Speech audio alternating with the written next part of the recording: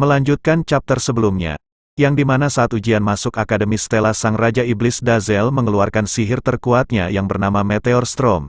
Namun sebelum meteor itu jatuh ke Akademi, sang pahlawan langsung berlari ke arah meteor itu akan jatuh, dan berhasil melenyapkan meteor itu dengan sihirnya. Dengan sangat marah ia langsung menghampiri Dazel sambil berkata, "Apa sebenarnya maumu? Tiba-tiba muncul di tengah pertarungan, lalu tiba-tiba muncul di kotaku. Kau bahkan membawaku ke kamarmu," ucap sang pahlawan begitu kesal. Si jenderal dan semua orang yang berada di sana begitu terkejut saat mengetahui kalau sang pahlawan pernah masuk ke kamar Dazel. Lalu sang pahlawan melanjutkan, "Dan saat aku mau tidur karena kelelahan, kau tiba-tiba muncul lagi di luar kamarku. Apa kau tahu setipis apa jam tidurku karena ulahmu?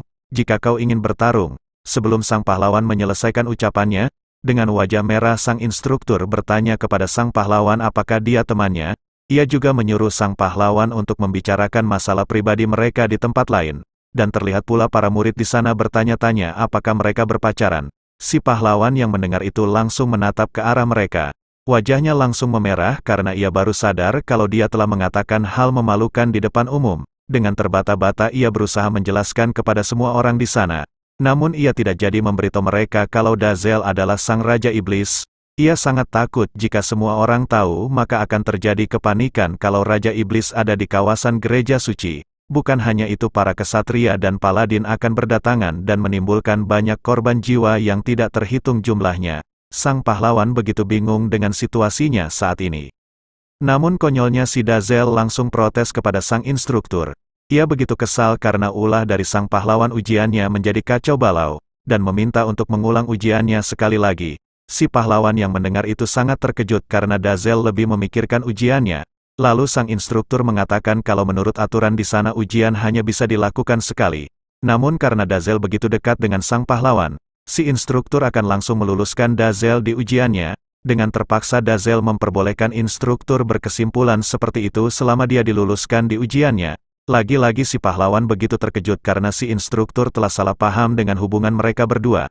Mendengar itu si jenderal langsung menghampiri si instruktur dan mengaku kalau dia teman Dazel. Ia juga mengatakan kalau dia bisa mengeluarkan meteor seperti yang dilakukan Dazel. Semua itu dia lakukan agar dia bisa terus berada di sisi Dazel untuk melindunginya dari si pahlawan. Beberapa hari kemudian, terlihat Dazel bersama si jenderal telah resmi menjadi murid di Akademi Stella. Si jenderal begitu kagum karena seragam itu cocok dengan Dazel. Namun setelah si jenderal memperhatikan seragam itu, ia begitu kaget karena ada lambang gereja suci di bagian keras seragam itu. Namun Dazel tidak memperdulikan hal tersebut. Lalu tak lama kemudian, para murid yang melihat Dazel mereka langsung bergosip tentangnya. Dazel begitu heran mengapa semua orang memperhatikannya. Namun sang jenderal begitu senang dan beranggapan kalau para murid di sana sangat mengagumi Dazel yang bisa mengeluarkan sihir kuno. Dan rupanya para murid menatap Dazel bukan karena mereka kagum padanya, namun karena mereka sangat marah kepada Dazel yang telah mempermainkan gadis suci mereka.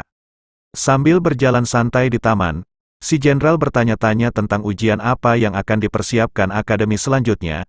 Namun apapun ujiannya nanti ia sangat percaya kalau Dazel pasti bisa lolos dengan mudah. Di saat mereka sedang berbincang tiba-tiba saja Dazel menghentikan langkah mereka karena dia merasakan aura mencekam di sekitarnya. Sambil mengeluarkan keringat dingin si jenderal langsung melihat sekitarnya dan bertanya apakah Dazel merasakan bahaya atau keberadaan yang mengancamnya.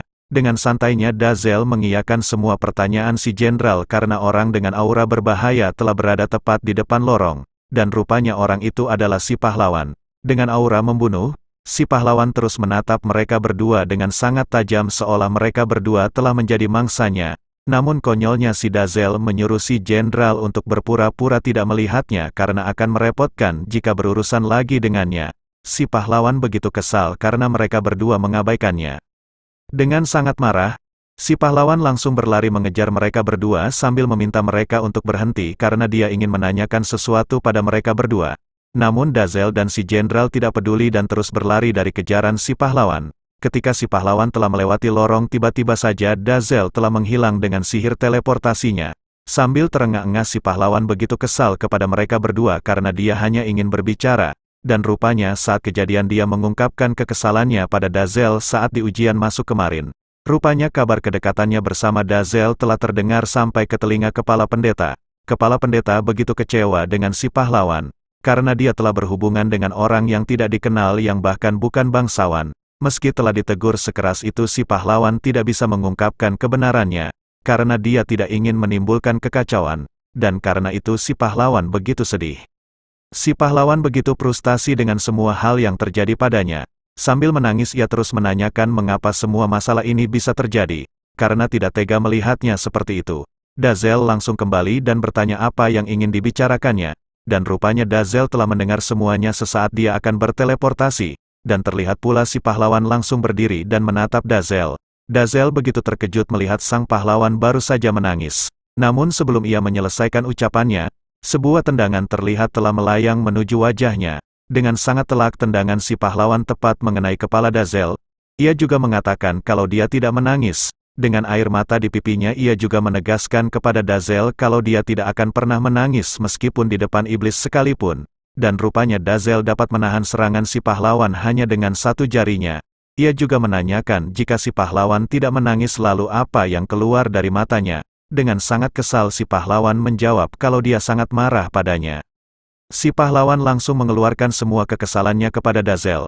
Kau tahu sebesar apa masalah yang kau berikan kepadaku? Jika kau ingin bertarung maka kita selesaikan sekarang juga. Tapi jika kau hanya ingin mempermainkanku dan membuat hidupku menderita, bukankah itu sangat kejam? Ucap si pahlawan yang begitu kesal. Dazel langsung terdiam setelah mendengar semua masalah yang telah terjadi pada si pahlawan karena ulahnya. Lalu ia memikirkan cara untuk menjelaskan semuanya kepada sang pahlawan. Dengan keringat yang bercucuran Dazel mulai menjelaskan, kalau dia tidak bermaksud melakukan semua itu. Dengan sangat malu Dazel mengatakan semuanya kepada si pahlawan kalau dia hanya ingin memahami sesuatu yang disebut cinta dan karena itu dia datang ke akademi agar dia lebih memahaminya. Setelah mendengar pengakuan Dazel si pahlawan langsung terdiam. Namun tak lama kemudian, ia mulai menertawakannya. Dazel begitu malu dan menyesal karena telah jujur padanya. Sambil berjalan pergi si pahlawan mengatakan kalau dia tidak bisa mempercayai iblis sepertinya. Ditambah lagi dia harus melindungi semua manusia. Akan tetapi ia merasa kalau Dazel sangat jujur setelah mengatakan itu, yang berarti kalau dia tidak memiliki niat yang jahat. Ditambah lagi si pahlawan percaya kalau Dazel bisa memahami manusia maka peperangan dapat dihentikan. Dazel langsung terdiam dan tidak percaya kalau si pahlawan sampai mengatakan hal tersebut. Sambil menatap Dazel si pahlawan menegaskan kalau Dazel sampai melukai seseorang maka dia tidak akan tinggal diam. Tanpa pikir panjang Dazel langsung menyetujuinya. Ia juga berterima kasih sambil menyebut namanya yang bernama Sylvia. Oke cuy, mulai sekarang kita panggil Sylvia. Sylvia langsung terdiam karena baru kali ini Dazel menyebut namanya. Namun tak lama kemudian dia begitu kesal dan meminta Dazel untuk tidak memanggil namanya sesantai itu. Dazel yang kebingungan lantas bertanya apakah Sylvia lebih suka dipanggil pahlawan atau gadis suci. Namun Sylvia langsung menolaknya karena panggilan itu sangat memalukan untuknya. Lalu scene berpindah di kerajaan iblis. Dan di dalam kastil seseorang memanggil si pelayan yang bernama Luna. Luna langsung menatap ke arah orang yang memanggilnya. Dan rupanya orang yang memanggilnya adalah jenderal pasukan kedua Raja Iblis. Ia bertanya di mana Raja Iblis saat ini karena beberapa saat yang lalu ia telah dipanggil oleh Raja Iblis namun dia tidak bisa menemukannya. Lalu Luna mengatakan kepada si jenderal kalau dia juga tidak tahu namun ia memberitahu kalau akhir-akhir ini Dazel bertingkah aneh. Bahkan ia juga memberitahu kalau Dazel pernah membawa seorang wanita dengan aura suci ke kamarnya. Setelah mengetahui itu si jenderal begitu panik. Ia beranggapan kalau Raja Iblis telah dipengaruhi mantra gereja. Namun tiba-tiba saja pintu ruangan Dazel terbuka, dan terlihat seseorang berjalan keluar dari dalam ruangan. Si jenderal dan Luna begitu heran dengan sosok di depannya. Karena Luna tahu kalau Dazel tidak akan kembali ke kerajaan dalam waktu dekat. Si jenderal begitu terkejut melihat emblem gereja suci di pergelangan baju pria itu. Tanpa pikir panjang ia langsung berlari ke arah pria di depannya, dan langsung menghajarnya sampai pria itu terpental. Dan akhirnya kita tahu kalau si kacamata bernama Levirion. Sambil memegang pipinya yang bengkang ia mengatakan kalau dia bukan orang asing sambil mengatai si jenderal otak-otot. Setelah tahu kalau itu Levirion ia begitu senang. Levirion begitu marah karena si jenderal telah memukulnya. Namun si jenderal langsung menjelaskan kalau dia baru datang dan bertanya apa yang telah terjadi selama dia pergi. Levirion begitu marah setelah si jenderal menyimpulkan kalau Levirion adalah musuh. Levirion juga menjelaskan kalau dia baru diteleport oleh Dazel menuju kastil. Setelah mengetahui itu si jenderal langsung tertawa kecil. Lalu Levirion juga menjelaskan semua situasinya kepada si jenderal. Dan rupanya Levirion memberitahu kalau dirinya bersama Dazel sedang menyusup ke daerah gereja suci. Si jenderal yang mendengar itu sangat kagum. Dengan bangga Levirion mengatakan kalau semua itu memang berbahaya dan hanya dia yang diperbolehkan untuk mendampingi Dazel, dan memerintahkan si jenderal untuk berjaga di kastil selama mereka pergi. Setelahnya Levirion menceritakan semua prestasinya kepada si jenderal. Di saat Levirion bercerita, ia begitu kaget karena si jenderal ingin menduduki Sigasana Dazel. Dengan sangat marah ia langsung menyuruhnya untuk menyingkir dari sana karena mereka berdua belum mati. Lalu Sin kembali ke kerajaan manusia, dan terlihat para murid begitu panik melihat Dazel berjalan di depan mereka. Dan rupanya Levirion telah kembali ke kerajaan manusia. Sambil berjalan Dazel mengatakan kalau kemarin dia terlambat saat menghadiri upacara penyambutan murid baru. Karena hal itu ia jadi tidak memahami sistem kelas di akademi. Levirion juga meminta maaf karena dia harus mengurus pengkhianat dan tidak bisa mendampingi Dazel di upacara penyambutan. Setelah mendengar itu Dazel bertanya-tanya siapa pengkhianat yang dimaksud Levirion. Ia juga merasa bersalah karena lupa mengajak Levirion berteleport. Sambil membaca selembar pemberitahuan, Levirion menjelaskan kalau mereka diberi kebebasan dalam memilih kelas sesuai profesi masing-masing. Ia juga begitu senang karena Dazel telah memilihkan profesi yang sama dengannya. Namun ia juga menanyakan profesi macam apa yang telah dipilihnya. Dan rupanya Dazel juga kurang paham dengan kelas yang dia pilih. Namun hanya kelas itulah yang membahas tentang iblis dan ia beranggapan kalau kelas itu mungkin akan cocok dengan mereka berdua. Dan rupanya Dazel memilih kelas eksorsis. Levirion begitu kaget karena si Dazel memilih kelas itu. Karena Levirion tahu betul kalau kelas itu lebih mendalami sihir suci untuk membasmi iblis seperti mereka berdua. Setelah mengetahui itu mereka berdua begitu ketakutan untuk mengikuti kelas itu. Namun meskipun begitu dengan terbata-bata Dazel meyakinkan Levirion untuk tidak usah khawatir karena mereka hanya manusia amatiran. Ucapnya, dengan gugup Levirion juga menambahkan kalau mulai besok mereka akan memulainya di kelas E yang berisi eksorsis level rendah dan mereka tidak begitu berbahaya. Di saat mereka berdua sedang berbincang, tiba-tiba saja Sylvia muncul di belakang mereka. Ia juga mengatakan kalau mungkin mereka akan bertemu di kelas eksorsis karena dia juga salah satu murid di sana. Mendengar itu Levirion begitu terkejut karena dia akan bertemu dengan Sylvia di kelas nanti. Lalu Sylvia menenangkan Levirion kalau niatnya bertemu mereka bukan untuk berkelahi. Mendengar itu lantas Dazel bertanya mengapa Sylvia menemui mereka. Sambil menatap Dazel, Sylvia menjelaskan kalau dia sudah pernah mengatakan kepada Dazel kalau dia akan terus mengawasi perilaku mereka. Namun ia juga menjadi sangat tenang karena Dazel dan Levirion memilih kelas yang sama dengannya. Dengan kata lain Sylvia jadi lebih mudah mengawasi mereka berdua. Lalu ia juga menegaskan kalau mereka melakukan sesuatu yang aneh maka dia akan turun tangan. Namun ia juga memberitahu kalau mungkin iblis seperti mereka masuk ke kelas eksorsis mungkin akan terjadi kecelakaan. Mendengar itu sontak Levirion semakin ketakutan. Dengan polosnya Dazel mengatakan kalau rencana Sylvia begitu licik. Levirion juga beranggapan kalau Sylvia tidak layak dipanggil pahlawan. Setelah mendengar itu Sylvia begitu kesal sekaligus malu. Karena mereka berdua malah merundungnya. Tak lama kemudian, terlihat 3 orang siswi di belakang Sylvia. Mereka membicarakan Sylvia yang sangat akrab dengan pria di depannya. Bahkan salah satu dari mereka mengetahui hubungan Sylvia bersama Dazel. Sylvia sangat malu setelah mendengar itu. Sylvia langsung membuang muka sambil mengatakan kalau mereka tidak boleh bertindak bodoh. Ia juga menegaskan kalau orang lain tidak boleh ada yang tahu identitas asli mereka berdua. Setelah mendengar itu Dazel juga menegaskan kepada Sylvia kalau mereka berdua adalah iblis terkuat di dunia. Ia juga meyakinkan Sylvia kalau mereka bisa dengan mudah berbaur dengan manusia. Mendengar itu Levirion begitu terharu karena baru saja Dazel memujinya iblis yang kuat.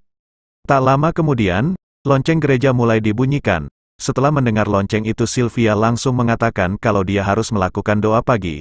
Ia juga akan dimarahi kepala pendeta jika dia terlambat. Lalu Dazel bertanya-tanya dengan apa itu doa pagi. Dan rupanya setiap pukul 7 pagi, secara rutin para murid Akademi Stella akan melakukan doa pagi di gereja. Dan di dalam gereja terlihat Sylvia menatap seseorang dengan raut wajah heran. Dan rupanya di bangku belakang terlihat Dazel bersama Levirion yang hampir terbakar seperti abis diruqyah. Dengan sangat lemas mereka berdua mengeluh kepanasan. Sylvia yang melihat mereka seperti itu mengatakan kalau sudah jelas mereka akan menguap di dalam gereja dan pasti akan sulit untuk mereka beradaptasi. Beberapa waktu kemudian di Akademi Stella, Terlihat dua orang murid sedang berjalan di lorong akademi sambil membicarakan profesi yang akan mereka berdua masuki dan memberitahu keunggulan dari setiap profesi itu. Namun dari arah depan mereka seseorang berjalan ke arah mereka berdua. Dengan sengaja pria itu langsung menabrak mereka berdua dan rupanya pria itu berasal dari kelas atas. Dengan sangat kesal pria itu langsung menatap ke arah mereka berdua. Dengan kesal pria itu mengatakan kalau mereka hanya rakyat jelata yang harus menyadari posisi mereka saat ini. Setelah melihat seragam pria itu, mereka lebih memilih pergi dan tidak membuat masalah dengan seorang bangsawan. Namun tak lama kemudian, pria itu melihat dua murid dengan seragam hitam di sana, dan rupanya itu adalah Dazel dan Levirion, dan terlihat mereka begitu lemas setelah mengikuti doa pagi. Sambil dibopong Dazel Levirion mengatakan kalau gereja suci begitu kuat dan beranggapan kalau semua itu telah direncanakan Sylvia agar mereka ikut berdoa. Namun Dazel langsung membantahnya kalau tempat suci memang tempat yang buruk untuk iblis. Lalu Levirion juga meminta maaf karena dia sudah merepotkannya dan meminta Dazel untuk tidak memecatnya dari posisi jenderal. Sambil menatap mereka berdua rupanya si bangsawan mengenali Dazel. Sambil mengaktifkan sihir penguat tubuh, tanpa pikir panjang pria itu langsung berlari ke arah Dazel dan berniat menabrak Dazel dengan kekuatan penuh. Ia begitu kesal karena orang udik seperti Dazel berani mendekati Sylvia, yang begitu dihormati oleh para bangsawan. Sambil tersenyum senang pria itu langsung menabrak bahu Dazel begitu keras sambil berteriak memintanya untuk minggir. Namun tak diduga rupanya tubuh Dazel begitu keras sehingga tulang pria itu langsung hancur berkeping-keping, sampai-sampai ia tersungkur dan menabrak tembok di depannya. Dazel langsung tersadar dan melihat pria itu. Setelah bangun pria itu sangat terkejut melihat tangannya telah hancur, dan meminta Dazel untuk memanggilkan dokter untuknya. Akan tetapi Levirion terlihat begitu marah dengan apa yang dilakukan pria itu kepada rajanya, ia juga langsung mengaktifkan sihir terkuatnya. Bahkan gelombang kekuatan sihir itu langsung menyebar ke seluruh lorong di sana yang membuat para murid yang merasakannya begitu terkejut, dan terlihat sebuah aura yang sangat kuat telah menyelimuti tubuh Levirion. Ia juga berkata, beraninya kau dengan sengaja menabrakkan tubuh menjijikanmu itu ke bahu rajaku. Akan kucincang tubuh menjijikanmu dan kulemparkan ke gerombolan monster di kerajaan iblis. Ucapnya yang begitu marah. Pria itu begitu terkejut melihat kekuatan besar yang dipancarkan oleh Levirion, dan ia hanya bisa pasrah dengan nasibnya. Oke cuy, cukup sekian dulu. Mimin juga mau minta maaf kalau uploadnya suka lama. Soalnya Mimin lagi ada kerjaan, tapi Mimin bakal usahain upload videonya paling lama 3 hari. Kalau 1 hari kayaknya sulit buat Mimin bagi waktunya. Jadi Mimin usahain paling lama 3 hari, dan Mimin juga mau berterima kasih kepada kalian yang udah nyempetin waktu kalian mampir ke channel Mimin dan komen di bawah. Oke cuy, Mimin pamit dulu dan sampai jumpa di part selanjutnya.